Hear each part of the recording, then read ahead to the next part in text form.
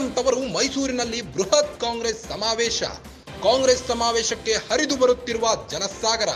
ಸಮಾವೇಶಕ್ಕೆ ಸೇರಲಿದ್ದಾರೆ ಬರೋಬ್ಬರಿ 4 ಲಕ್ಷ ಮಂದಿ. ಮುಡಾ ವಿರುದ್ಧದ ಮೈತ್ರಿ ಪಾದಯಾತ್ರೆಗೆ ತವರಲ್ಲೇ ಸಿಎಂ ಟಕ್ಕರ್. ಪಾದಯಾತ್ರೆ ಮೈಸೂರು ತಲುಪೋ ಮೊದಲೇ ಜನಾಂದೋಲನ. ಮೈಸೂರಿನ ಮಹಾರಾಜ ಕಾಲೇಜು ಮೈದಾನದಲ್ಲಿ ಸಮಾವೇಶ. ಬರೋಬ್ಬರಿ 4 ಲಕ್ಷ ಮಂದಿ ಸೇರಿಸಿ ಕಾಂಗ್ರೆಸ್ ಶಕ್ತಿ ಪ್ರದರ್ಶನ.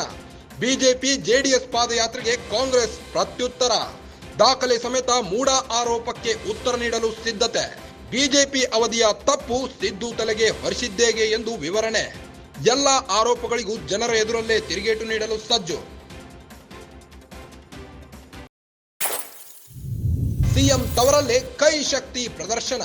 ಕಾಂಗ್ರೆಸ್ ಸಮಾವೇಶಕ್ಕೆ ಹರಿದು ಬರುತ್ತಿರುವ ಜನಸಾಗರ. ಸಮಾವೇಶಕ್ಕೆ ಸೇರಲಿದ್ದಾರೆ ಬರೋಬ್ಬರಿ 4 ಲಕ್ಷ ಮಂದಿ.